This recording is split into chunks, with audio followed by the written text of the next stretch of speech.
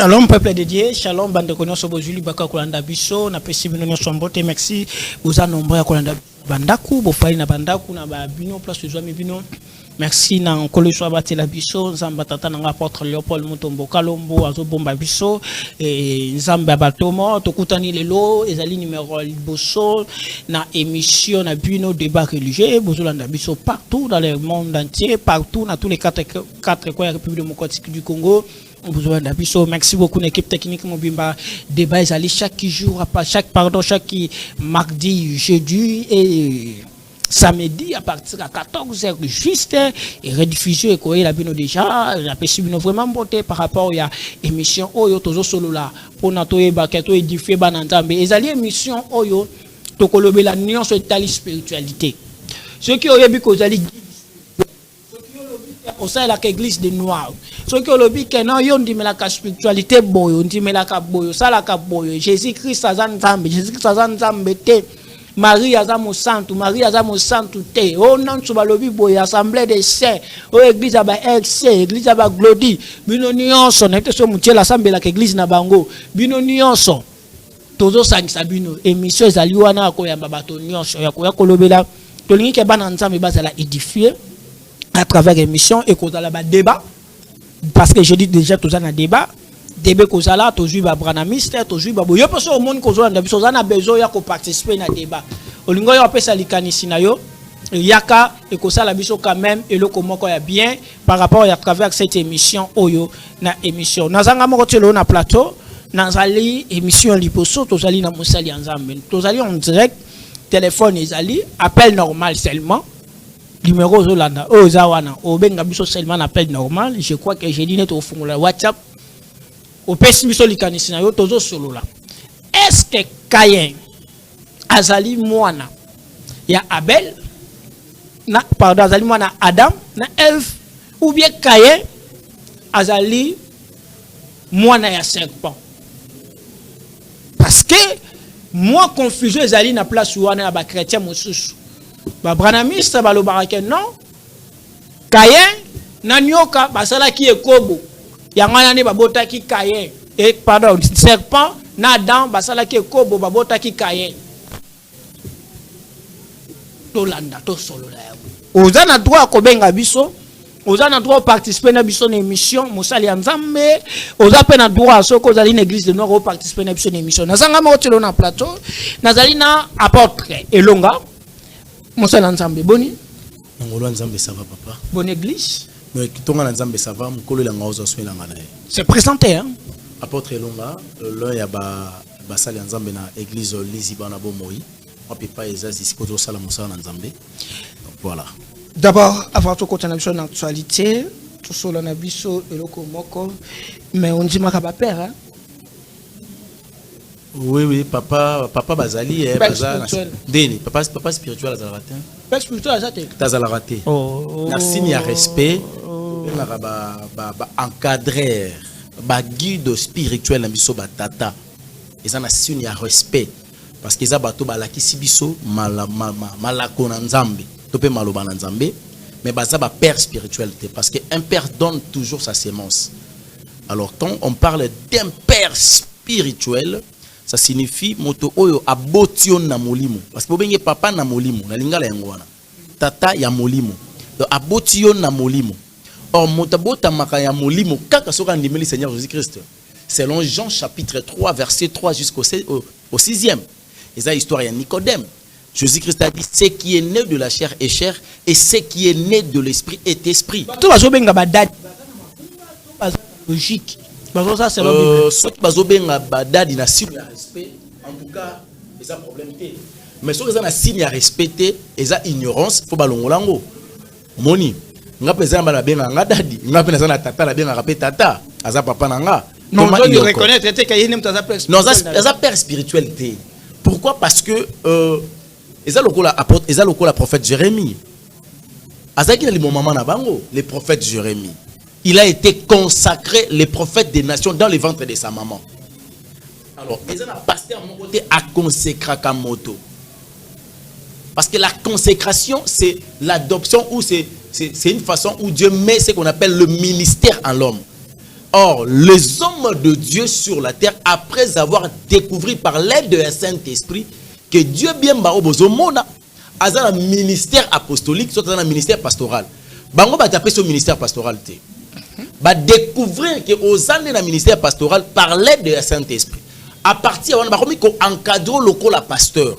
Bakoya na moment où balakisio malako, bakoya est-ce que confirmer ministère na yo. Bon, Timothée azaki mwana Paul. La sune ya respect. Samuel azalaki mwana élite. Bon, musalaki sie mo sala nzambe. Ya mwana zolo. Tango Yesu azo nzambe azo benga ye. Directement tomoni Samuel aye pa Eli. Bible zo reconnaître même que Josué azali mwana ya Moïse. Papa, nazobo ya mambo zolo bate. Oyebisa ngai ministère nini Josué azalaki nango o Moïse apesaki. Bon, c'est que père appelle son ministère. Bon, pas parce que c'est un niveau, parce que Abraham c'est notre père par la foi, Jésus-Christ c'est notre père dans la foi. Parce que père spirituel, c'est père par rapport à nous. Parce que quand on parle, quand on parle de la spiritualité positive est composée d'un élément central, c'est la foi. Parce que yom to botinga na rondimate pour ndimela yote. Oza tata na ngai, olakisa ngai Yesu. Yebaki na ndimote na ndimane Yesu olakisa ngai. Kasi. Et grâce. Nga ndimi na ndimi ne Yesu oyo la kisanga. Donc na botami na nzela ya Yesu. Yesu nda sali ke na la pasteur. Pour ceux qui sont passés un ministère te yo na comme pasteur ndé. Mesdames, bande konabiso église na lobby ezali mission débat religieux. Bon combien on bien ça débat. Ceux qui ont besoin au monde que marambo mo sa nza mazolo bezo se pelisa yote numéro de téléphone ezala no bengo participer na biso. O pesa biso ba vexer. Na ba référence biblique. Na ba exemple biblique. So pour Monique oya ko assister une émission ezali chaque mardi, jeudi, samedi 14h juste. Oya ko participer une émission.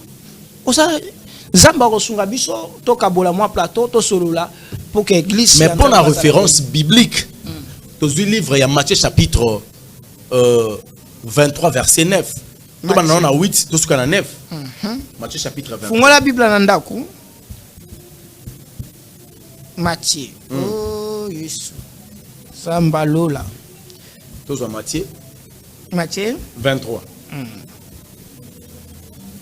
Combien? Banana 8 au souk à la 9e. Oh là là. Matthieu 23, verset 8.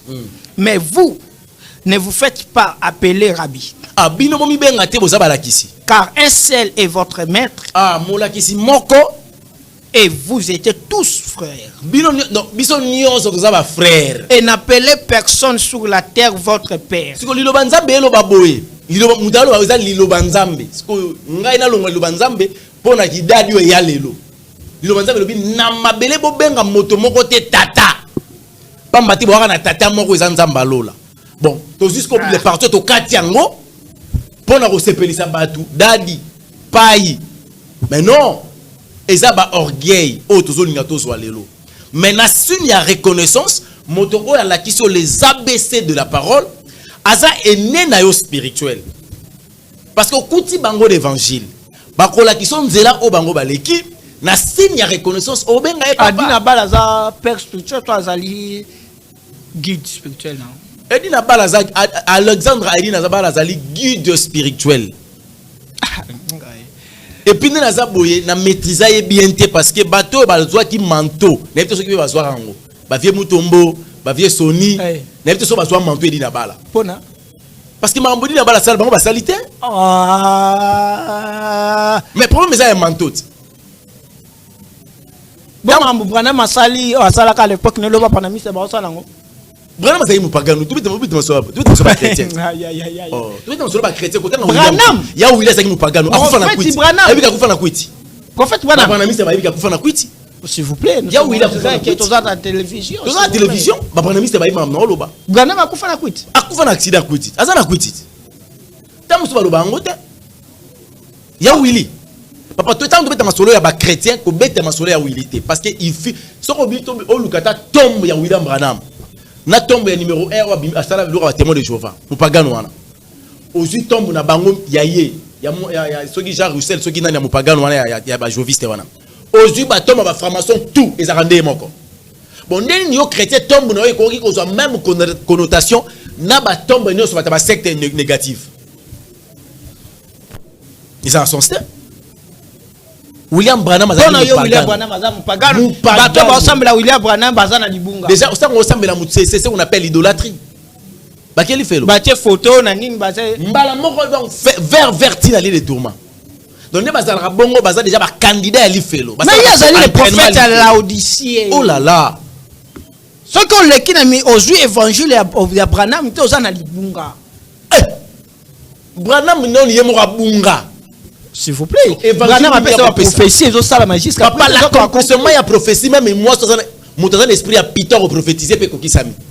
L'accomplissement d'un prophétie elingi kolobate ke nzambe. Tant que la Bible zoloba que les prophètes Abal, ce sont des faux prophètes. Mais la Bible zo reconnaît vraiment pas prophète mais Abal. Ça signifie bané ko sala miracle, bané ko prophétiser. On remarque que Moïse tant comme dans quoi Pharaon. Hein mon frère? Il y a eu des gens babimisa qui banyo ko banzete na bango. Donc le miracle peut saler maki. Donc il y a le basala qui miracle va na nzambe. Bande ko langa Branham plateau za ko fungwa ma moment. Obi? Baoyate. Non baoya. Ça va? Ndeko azali alobi ke Branham azaki mopagano. Alobi ke Branham bato ba osala l'évangile à Branham ba ke lifelo. Abi Branham akufa na kuti. Ouais. Nga ezaka émission. Bino bozolanda biso. Nous sommes en direct. Numéro de téléphone izawana. Est-ce que Branham makambo ya lobby contre Branham eza biblique? C'est que bato bazo sala miracle na kombo abeleli nzambe ya Branham. Miracle salami bazana libunga nani siko sala miracle wana. Ezana bato ba sala miracle na kombo nzambe ya kimbango. Mais tant que nzambe ya kimbango ngote. Problème ezalaka nzambe ya mototé mais ntango ba nzambe ya moto ça signifie l'alliance. Montango lobi le Dieu de mon père Léopold Mutombo. C'est que tu as la maîtrise de l'alliance de Léopold Mutombo dans Nzambé. Ce qu'on a la maîtrise de l'alliance c'est na yete au salaire. Pour ceux qui y a ça dans Nzambé. Mais ils ont côté aux ben Nzambé na yo ben Nzambé ni aux maîtriser. Quels sont les à côté? Quels sont les principes de l'alliance par laquelle ton père a ça oh il faut obika la bénédiction qui t'a pas naï. Tant que le Dieu d'Abraham, le Dieu d'Isaac et de Jacob, et qui kolobanini, et qui koloba nzambe ya sacerdoce. Parce que Abraham c'est le sacrificateur, Isaac c'est le sacrifice. Or Jacob n'est azali hôtel. On peut remarquer que hôtel dans Israël pour reconstruire il faut 12 pierres. Et ça signifie Jacob a 12 tribus, abote ki bana 12. Abane ko représenter l'hôtel. Mais Abraham n'est pas sacrificateur, alors le sacrificateur pour qu'il soit un sacrificateur, il faudrait qu'il y ait un sacrifice. C'est Isaac.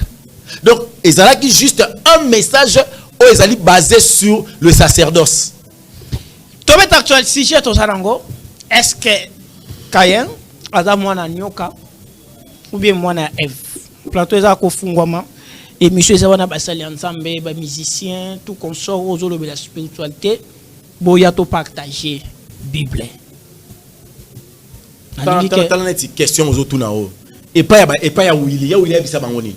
Ya Willy bisa bango ke Caïn azali mwana ya Adam te, Caïn azali mwana ya serpent. Mais Genèse chapitre 4 premier verset. Genèse 4. Ya Willy a 4 Bible côté wana. C'est le binini. Te yotanga. Po balo wanga na tie na Bible nanga. Yotanga po ba nzela bango. Yo lelo ya Willy musanza. Mais eza kasi yem ta aya évangile wana. Genèse chapitre 4. 4. Premier verset. Adam connut Ève, sa femme, elle a conçu et affronta Caïn, et elle dit, j'ai formé un homme avec l'œil de l'Éternel. Adam a connu sa femme, Ève, et la femme, elle a conçu, enfantant. Ce qui français me semble difficile à éviter. Adam a yeba ki mwasi na ye Eva, nanzela ya bosangani na nzoto, Eva komi na zemi, Eva aboti Caïn. Ya ouya ya lobi te. Eza bona Adante. Bazo kende ko se référer koloba ke tang batanga ki la postérité d'Adam, baba nemba mona 7. Batanga kaeta? Batanga pa belte. Mais bazo tanga postérité babani na 7, babani na brana Caïn, est-ce que Caïn? Qu'est-ce batanga pa belte? Abel pas agité. Nzambe oh ya lobi que j'ai connu Adam et Caïn na aide ya Nzambe. Moto on Nzamba boti asali faveur pour bota ye. Nzamba ko kotika ya comme vagabond. Évidemment parce que quand le péché est arrivé, la malédiction est descendue. Quand Dieu avait dit à Adam que ndenge osoko lisimi mbuma oyo pe ole yango osimi nzete o pe ole yango okokufa. Adam tango ali akufite. Pona Adam kanisa ke ndenge naza bo esili na kufite. Naza bien. Or Adam perdaki 70 ans. Parce que 1000 pas nzambe za un jour. Akufa le même jour. Adam kufi na 930 ans. Donc il avait perdu 70 ans pour avoir ça un jour. Donc avant un jour avant 24 heures et pas un Zambie. Alors cette malédiction est quittée dans mon anaïe. La première personne a sopi makila et ça mon akai et ça mon Adam. Alors yo bani déjà ko boma. Papa na yake na désobéissance, il y a commis na ko boma. Azou la nature satanique. D'office n'a me faire rejeter. Katana na elembo. Destiné na ya kati destiné na oui oui achake lembo pona koyebisa mutuke à moi la vengeance à moi la rétribution. C'est que nzamba alimbisa raté te o alimbisa kiti nzamba alimbisa raté ndé yango mo iteke batu baza na raison ke kaye parce que baliaka nini to sokula serpent tango yo kutana na Eve bafandi babandi ko solola balobi ke ba sololo esili apesi ngoma bande qu'on a vu sur Abraham, les gens n'ont pas Abraham, parce que tel Seigneur so sujet nous se défendre. So le but que on a pas musulman, on côté musulman. So le but que nous côté on a nenga. Ça veut dire que numéro pesa wana so to monto on de kwazo ba mabe oza droit obenga. Et on peut sabiso. Mais balobi ba bande qu'on a biso balobi que non ezalaki basalaki ekobo ya mwana de ba ekobota. Mais yo biso so daki mbumanga daki ni pomme de terre za kani gloria ka fuya. Pomme de terre et pomme de mbouma. Mais ça la boule, tu vas en fouet. Ben là pomme ou bien quoi? Papa, livre qu'on appelle Genèse, qui autrefois, la Bible, la composition de la Bible est subdivisée en 4 parties. 1. La doctrine, qui est la sainte doctrine, la doctrine de Christ. 2. La révélation. 3. La connaissance, l'écriture. 4. Les prophétiques. Parce que le livre au moni Genèse, est un livre révélatique. Donc pour nous comprendre, il faut oser la moto ya molimo pour comprendre le langage spirituel. Pour nous expliquer ma question, notre réponse à motuna na yo pour na bateau bazaba esprit averti. Dans le jardin, il y avait 2 arbres. Arbre de vie et arbre de connaissance du bien et du mal. L'arbre de vie c'est Jésus-Christ. L'arbre de connaissance du bien et du mal. Là où il y a le bien, dès que le mal arrive, ça signifie et baby et comme hybride. Ça signifie la présence est satanique. Il y avait l'obéissance et la désobéissance. Éternel Dieu ordonnait à l'homme d'obéir. Voilà pourquoi, quand l'homme a désobéi, quand on parle du fruit, c'est la désobéissance. Oui. Est-ce que désobéissance? Est-ce désobéissance? Parce que l'arbre de Vézani. Un chrétien ne peut jamais aller chercher l'arbre du bien ou du mal. Nous les chrétiens, on cherche l'arbre de désobéissance. Bango balobi na biso bazali basalaki ekobo. So to kondima nani selon moi. Quand on a besoin de ça Adam na Ève. Azeb ça Adam na Ève soyez féconds. Multipliez-vous. Engeza na mweni. So les agé kobo banga ba bota na moyenne ni kasi. Parce que faki ba bota. Tant ils vont multiplier vous. Banga adam banga do sala na habité anga do sape ke konaye a pas fouli tondeni. Éternel Dieu a fait le sexe dans premier lieu pour la procréation. Ce sexe sera objet plaisir sur terre. Adam et Ève ba partager qui sexe normalement pour bota bateau. Bateau lui samokili. Et ça qui lui sous-monté parce que c'est un mariage ici par la volonté parfaite de Dieu. Oh, moi c'est avec serpent. Non papa. Ce qu'on a toqué dans contexte c'est ya Willy. Ya Willy lobby et ça serpent. Comment semence à nyoka? William Branham. OK. Comment semence ya nyama? Et comment botamutu? C'est depuis quand?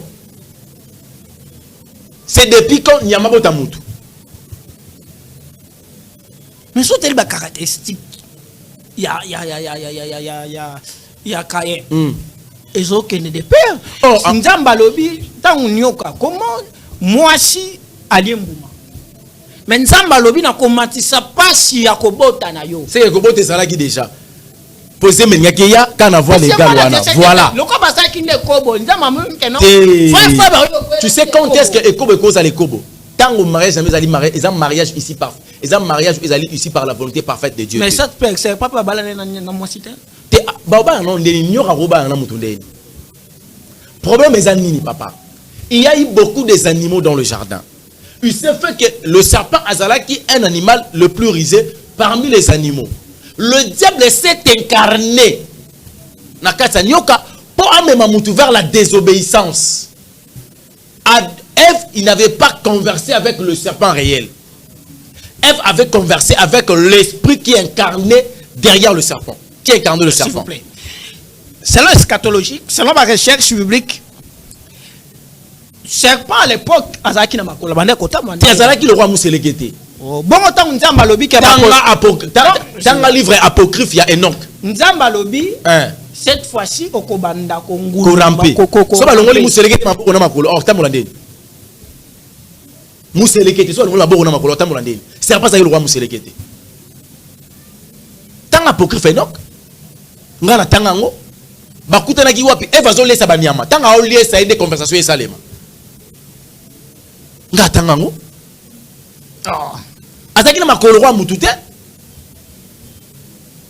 azalaki nyoka ya nyoka. Problème c'était pas le serpent. Problème c'est que l'esprit qui incarne le serpent. D'après sa preuve. D'après sa preuve. Genèse chapitre 3 verset 15. Nazo même open Ancien Testament.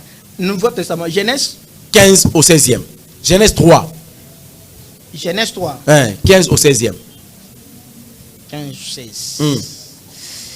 Il dit à la femme, je augmenterai la souffrance de tes grossesses. Tu enfanteras avec douleur et tes désirs se porteront vers ton mari. Ok. Mais il dominera sur toi. Kita. Elle dit à l'homme, puisque tu as écouté la voix de ta femme et que tu as mangé de l'arbre du sujet duquel je t'avais défendu, tu mangeras point et tu ne mangeras point. Le sol sera maudit à cause de toi.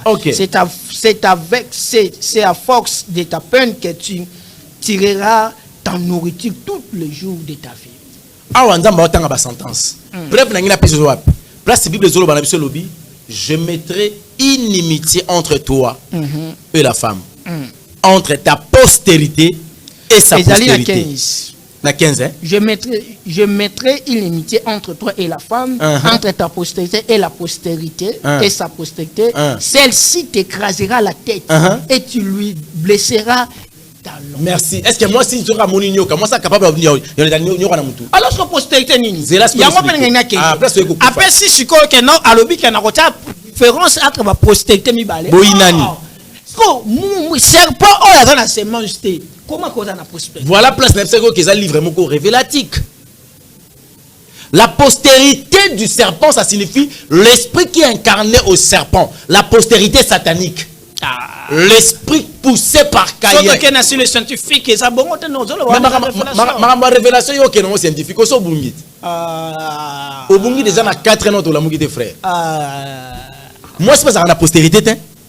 Moi ça dit porteur ya vie parce que la sémence qui t'as pas mobile. Bon, comment Bible dit que non ta postérité est sa postérité.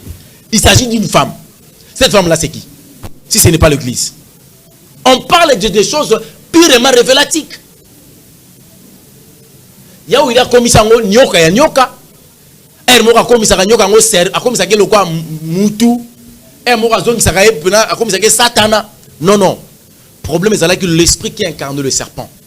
Alors il a fallu que ndenge moisi azala qui détruit dans le jardin d'Éden, il a fallu pekaka moisi par la femme que le monde soit sauvé.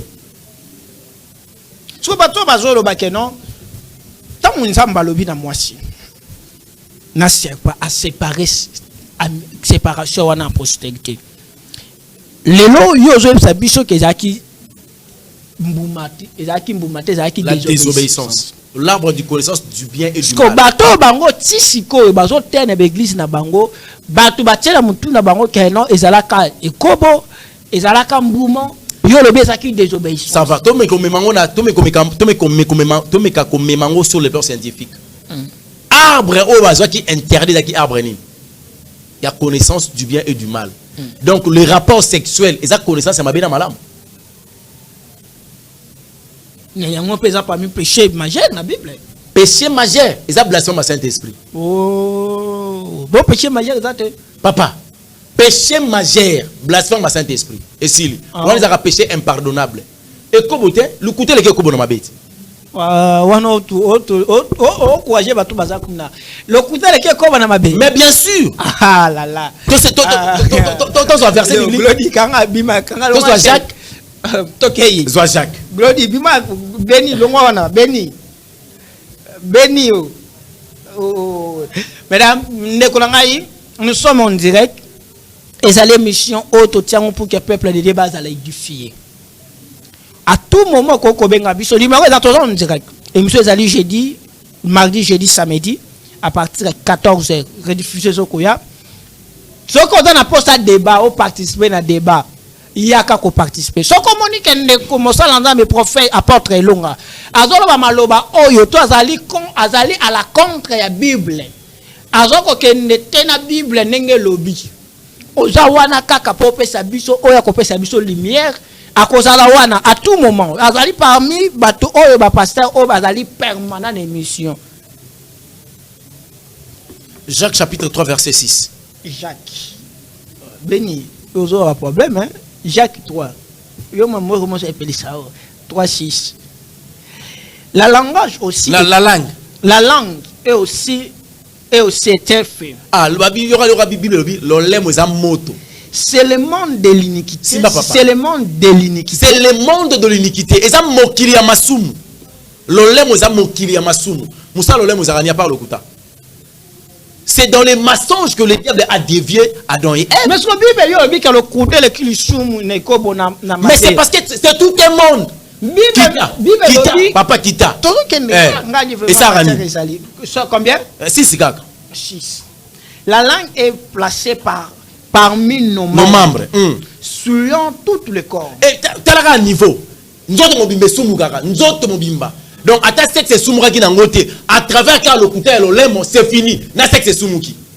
Et comme il suit. Et comme il suit. Pourquoi imaginer? So Bible n'est le fouiller l'impudicité, mais le but est fouiller le. Il faut savoir séparer ce qu'on appelle l'impudicité, la fornication et l'adultère. Séparer biso. Ah, la fornication c'est babali ote. Yarato fanda. Otimo standard. Bando botabana. Fornication. Ya na Tongo. Na Congo les empêcher. Merci. Il fait le plus facile. Na Congo yo. Ah, l'argent sera difficile mais ambiance facile. Au Congo. Topusani. Adultère c'est un homme ou une femme, un homme ou une femme mariée. Ou c'est qu'on tromper conjoint ou conjointe naïe. Azo ça la adultère. L'impudicité c'est moto azana engagement mais azo que se satisfaire sur le plan sexuel. Azo consommer le sexe. Azo sexe le col objet de plaisir. Or le sexe on a premier lieu pour que l'homme a procréé. Raison d'être majeur, c'est la procréation. Et ce qui moto abandi ko boya ko bota po asepelisa parce qu'on nzoto a commis qu'on s'essuyer. Mais l'olème essuyer nzoto ko lekango. So bato bazana bango bazo baboti bazana mwasi yaka to fanda. En tout cas ba luka ba bongisa. Mais ndamba olobelaye. Ba prophétesse to moni pe ka ndamba o utiliser ye azo lo ba pe prophétie a osambela pe ba to akepe na église intercesseur mais babala nité. Et ça va bien à bango ba pelé. Bazara pe na kati ya musala nzambe nzambe pas utiliser bango par la grâce ou par le don Dieu a mis en eux. Mais il fait le la bango. Ah, tant que lobby, je pense dans Matthieu 25 ans, et lobby a le ba brebis, bolé kana gauche, ba bouk bolé kana droite. Parce que ba bouk wana ba komi kuna ndeni. Baton kolo baki bokolo baki kolo to bengana ka million mabe na kombo na yo pe na suka bina bangote kasi bango na ba prophétisa na kombo ya Yesu basakola kati basala ka pe ba miracle ça la so signe minute ça pour tchap so ba photo à partir de là né ko laksa ke ah malgré le miracle papa est-ce que tu sais que ndenge to te abo ezo garantir biso te que tu vas sauver la personne qui est habitée par l'esprit de Dieu c'est pas la personne qui parle la langue. C'est pas la personne qui prophétise. Et la prophétie apporte des résultats positifs. La personne où l'esprit de Dieu a besoin de ya moto wana lokola tempelo na ye molimo sota fanda kawana il faut mona gala 5:22 le 9 fruit de l'esprit il faut la 4 ya moto wana eh oh yes ce que le to comme tozo kenda na biso to atterrir bateau bazali ko croire que serpent kaya za mwana serpent. Déjà que l'ancienne alliance est ombre des choses à venir. Donc balongo va kaya bana mambo Yesu. C'est des important. Bana mambo Yesu. Et là batumso antima Yesu. Alliance adamique et sauva bisotin. Alliance adamique et sauva bisotin. Ni alliance noachique, ni alliance abrahamique, ni alliance mosaïque, ni alliance davidique. C'est l'alliance de Jésus-Christ qui nous a sauvés. Oh. Ah yes. Parce que bato bazali bunga. Mais bana kata distraction. Distraction makasi. So Yesu ayeba quel fait le. Ba ko gani na lola, réseau zani. Bon, yo lobi ke nyoka nde mutu kaye azamu na nyoka. Après, combien de personnes va sauver? Mais comment tu as troublé l'évangile? Oh alobi, mais pourquoi pas te que bo fanda bo évangile mon ko bo tsawana? Yango moni yo sala bo bingi débat. Do bandi dango.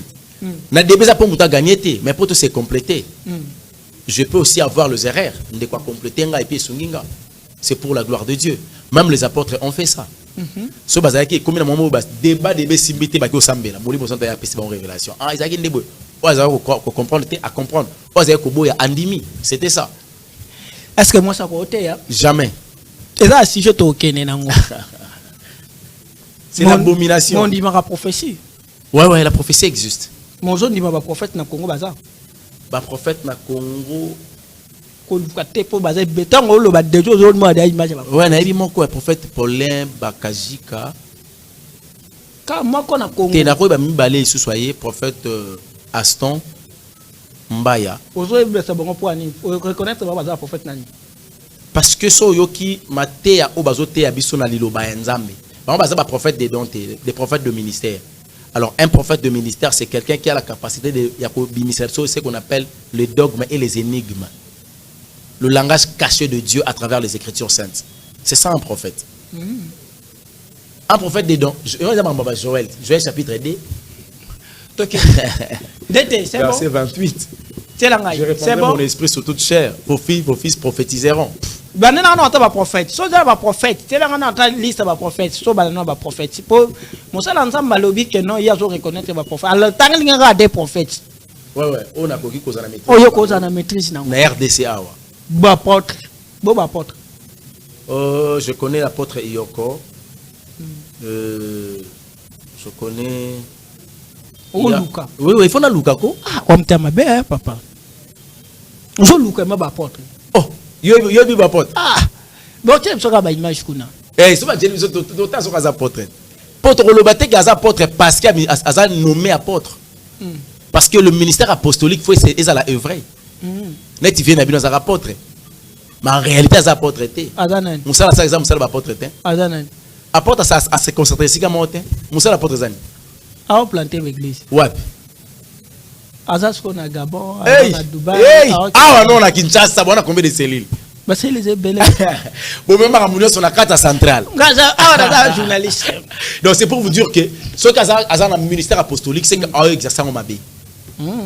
Ce cas dans au moins na rôle ba Roland Dalo. Au moins Roland Dalo. Au moins na rôle baillé. Mais Aza prophète, mais Aza vrai prophète, Aza apôtre, mais Aza vrai apôtre était. Pour Annie. J'ai beaucoup de convictions qu'Atika Nzambe. C'est pas l'idée. Prophète Roland Dalo. Oh, papa. Ceux qui ont dit marié, parce que ça n'a pas rambo yo mona. Mouton malade en dit ma hôpital à Biki la giti. Garde malade pas in hôpital on déconne à couper là. Atika Nzambe pour Annie. Et là ni besoin de ça na roki ko exposer était. Parce que ça n'a pas télé besoin na Yesu nzela na. Donc est-ce que na Congo to za ba ouais? Je suis là. À part Yokas. Non, mais ouais, et ça nani. Tout ça on a marqué papa. Et ça mathématique. Tokei. Ouais, bazali. Motonyo so oyo andimeli Christus et ton Seigneur et Sauveur. L'émission est allée chaque mardi, jeudi et samedi. tozali une émission ezali débat religieux soko moni awa toya te poto critiquer d'abord na lingi na pesa lumière moto atelemi liboso na bino bato mosusu bayebi na kaskati ya émission mosusu naza chrétien nayebi so te ke naza soki nengalaka chrétien toko naza na parcours sur le plan spirituel Vous avez une histoire. naza pe na histoire Nanzambe. Vous avez un témoignage. naza pe na témoignage pe naza pe bato baoya o témoigner Mtel bosongai. domaine wana na beta ngo kutu te nga naza kamara na bato bayebi nga kwa domaine oya nzambe kutu na linga kutu natikala ka ko sa ba émission ça veut dire que biso toza koya ko tia pierre l'église les émissions oyo bato bana nzambe ba ko se retrouver ba ko bénéficier parce que le lo soko tali tout la ba TV na biso eza ba émission politique ezali soko tali bato bele baza ko diffère TV communique ko tali film tali boy mais to lingi à travers cette émission bato bata ba télévision na bango yibenga ndeko benga frère na bino bosambela kana yebisa que na émission mo boza na débat to ya na to bino po bozo sala débat na bino na kacha ndako to zongisa moi gloire nzambe wana débat wana ezalaki partage biblique ezalaka soutien na l'église o aye na vexé botie wana bobani ko débattre avec aya pesi révélation o ya bimisi révélation na ye mais comme il a ma casse na TikTok tokei de même abiso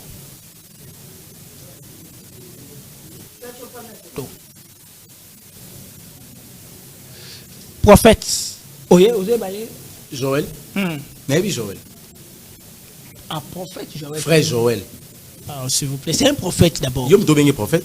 Oh, mais c'est un prophète. Asa frère. Oh, on a fait un Ministère prophétique, c'est par rapport à lui. mais on prophétiser. Quels sont les oracles de l'éternel de sa part? Oh, on a battu dans hôtel. On a un ministère prophétique. Oh. Asa prophète des dons ou prophète du ministère? Ici, moi, je pense que tout le monde va prophète du ministère. Donc là, Joël, Asa prophète. Ah. Asa nommé prophète. Ah. Tokei idete. Thomas Lokofe. Enseigne. Chantre. Yani. Yangambe. Aote manzemba Kofi okakite. Ancien ministère Kofi. Ayemba ando manzemba nzambe ya bwaka Yesu libanga to yebi. Aboka. Ah, nzamba zo bwaka Yesu libanga. Oui oui. Musique nzambe yo kamo parler moloto. To ça va ventir ton dé. Oh, ba mise ba se belé na Congo, to kaka pa aller moloto. Ah, nzambe. Ba mise ba se belé. J'ai levé mes yeux vers les montagnes, d'où viendra les secourir. Oh, ça qui est différent nzembo. Tokende ko papa. Nazwika nzembo o bato so ba yebi pa lingaki. Na kata nzembo la mélodie, le texte et puis l'esprit qui accompagne la musique. Na bien un texte. Na fait un texte, il faudrait qu'il y ait l'éducation, l'édification, enseignement et puis prédication, soit exhortation. Son nzembo ils ont symbolisé ni. Na tomoli miso na ngai na likolo azu Bible. Denile siya mama e nzembo nzambe mabanga. Na mifi minanga nzembo nzambe maboko bato. Abora moi c'est nzembo nzambe. Donc nous avons pour partager gloire. Papa, papa, je parle de l'éternel Dieu. Je sais qu'un grand Oluba. C'est que mon frère a laissé comprendre que Dengue Zawana et Zangate. Arma prophète, frère Thomas. Ah, évangéliste. Ouh, Baba Yemile sera évangéliste. Eh. Oh, Nina. Voilà Martina. Quand même pas. Asa prophète. Prophète de la nation. Asa prophète de la nation. Asa prophète. Congo est aussi prophète de la nation, parce que nous ne sommes pas une nation de Dieu. Oh, mais nous sommes un pays laïque, non? Nation au juste, est-ce que nation au mort combien de prophètes? Israël, pour être prophète et une nation qu'on appelle la nation Israël, il a fallu Israël au peuple de Dieu. Parce qu'au Congo, nous sommes un pays laïque. Sur les blagues constitutionnelles, nous sommes un pays laïque. Nous ne sommes pas un pays chrétien. Bon, parce que chrétien, vous avez prophète en nation. On dit que nous laisse parmi les prophètes. Parmi les courageux,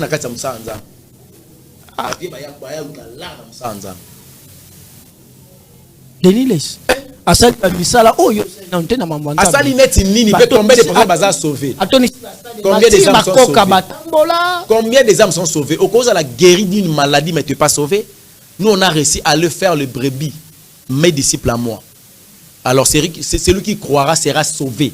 C'est ça l'objectif majeur.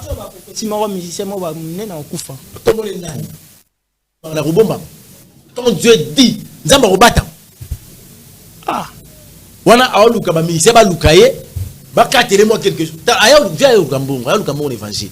Si abeta fait mutu mabilo mo TV, oui ma mbia salarié. Ah. Ah si misa yo kotanga tout comme on a raté. Il va passer par quoi? Tokei. Ah, d'été. Évêque Pascal Mukuna. Retour à la parole. C'est évêque. Oh. Papa, évêque. Ah, c'est évêque, bon, je contredis Ndeni. Zoa un Timothée. Eh, Toké. Il aime de Roloba. Évêque Pascal Mukuna. C'est là tout ça. C'est là. C'est là la question. Ndeko moko akomi, merci beaucoup. Tout ça on dirait que ko benga biso ndeko moko akomi. Atangi ba prophète oyo ayebi. Oyo atangi ya vrai frère très na monga fula. Otangi ba prophète oyo yebi. Oui. Déjà il y a des hommes de Dieu, il y a des prophètes au nzamba benga na mboka bazali, mais na yebi bangote. Bazali parce que là où il y a des faux, il y a toujours de vrai. Alors autant bateau toujours maîtriser. Ce qu'on lingo ya participer numéro ezawana ozana poso ya débat oyo po ya ko édifier peuple na ba révélation ozana ofano lingi ko ya mosala nzambe nyonso to ko kutana ba pasteur nyonso ya Congo to ngo mambalo ba pesa biso version na bango. 1 Timothée chapitre 3 verset 1er. 3 verset 2. Okiti au sukanwata na 6. Il faut donc que évêque soit irréprochable. Mukunaza irréprochable est toté. Toleki. Ah. Mari d'une seule femme. Va divorcer à côté. Toleki. Ah. Modéré. Règle dans les conduites hospitalières. Propre d'enseignement. Il faut qu'il ne soit... Moi, nous, y a Kabila. Nous, Kwami, Kabila, nous, Kwami. Vous pouvez s'en amener en biche. Amener en autre mene. Fati, moi, nous, il faut tout soutenir. Fati, Kabila, Zandok. Wana wapna cher. Il doit être sain par rapport à l'enseignement. Il faut qu'il ne soit ni à donner du vin, ni au violent. Mais oui, histoire,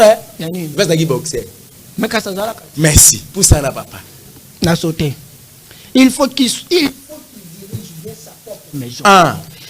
Et qu'il tienne ses enfants dans la soumission et dans une parfaite honnêteté. Donc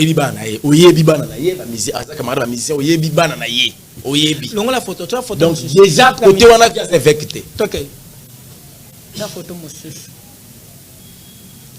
Conformément à la parole, hein. Conformément. C'est selon la Bible. François Mutombo. Aseni. Oui, je reconnais ce papa. Je reconnais. Souvent, il est dans la sainte doctrine. Moi, je vois un homme de Dieu par rapport à la doctrine. Parce que la sainte doctrine, c'est le fondement. Ceux qui va rater sainte doctrine, sainte doctrine, déjà, pendant moi, ça t'a raté. Bon, ils ont péché. Ils ont péché. Moi, ça t'a raté pour l'été. Ils ont péché. Ils ont péché. Bah, verset Zali, papa. Et l'icône, moi, ça t'a pantalon. Ils ont péché. Ils ont péché, verset Zali. Joie de ton nom 25. T'as raté. Et là, on fait ça en émission. Mais pas verset Zali. Excès. Deutéronome 25. 22:5. Une femme ne portera point un habillement d'homme. Et un homme ne mettra point de vêtements de femme. Car quiconque fait ces choses est une abomination à l'Éternel ton Dieu. Abomination, c'est tout. Elle repose en main. Donc moi, je suis là, pantalon d'office, comme abominable. Nzambata libanda tatara motema. Joa Romain chapitre 12 kasi. Le roi Nzamba tala libanda. Joa Romain chapitre 12. Masanga 3 photos aussi. Nzambe le roi tara na kati. Joa chapitre 12.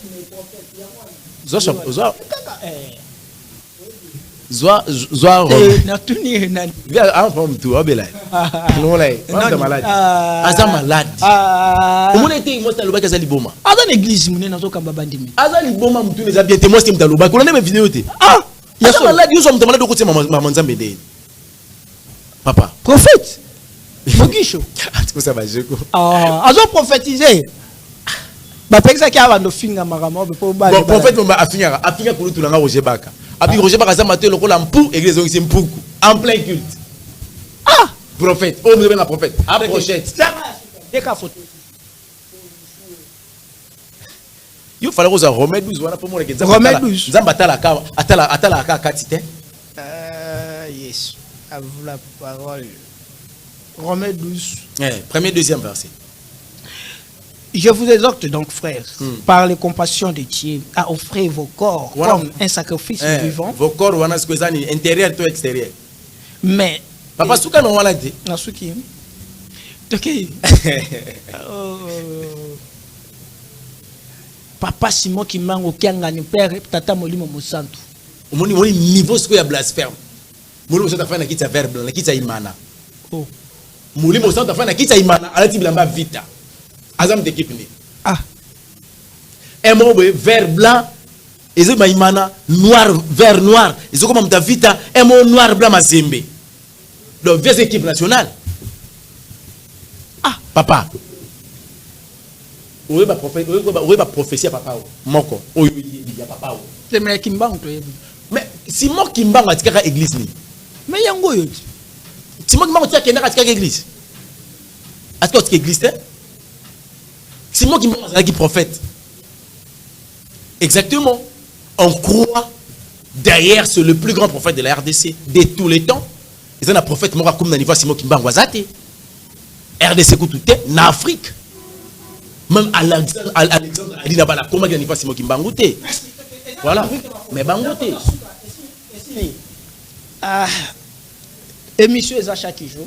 Et pardon, chaque lundi, mardi, jeudi et samedi 14h juste tozawana ce qu'on a besoin de participer à l'émission Moussali Nzambe okobenga biso même après olingo participer na biso na émission ou assister à l'émission ou ya kopesa likanisi na yo ou ya koloba ou ya to sala débat parce que ça trop mingi débat to partager biblique hein to ça moi partage biblique toujours moi sujet to tie to lobeli yo ebisu so so pas mon makamonde ko lobi c'est plus si yo te vraiment yo za vraiment na doute mon kende kwa na libungi total yo peut ya ko perception version non so pas mon ka zonga boza na ye perception version na lingo pesa message ba me ba retenir ni émission lelo to comme na soukeza na mode la fin lelo l'émission lelo nzamba bola yo merci et puis nazo inviter ka bandeko oyo ba ko kipe ko lima ko yaka ko partager le nzambe et pas ya ba nzambe c'est très capital et deuxièmement ba opo ba monike photo ba ko kabola lisusu mayele to pe makanisa le nzambe et ko la très capital ba yeto sali débat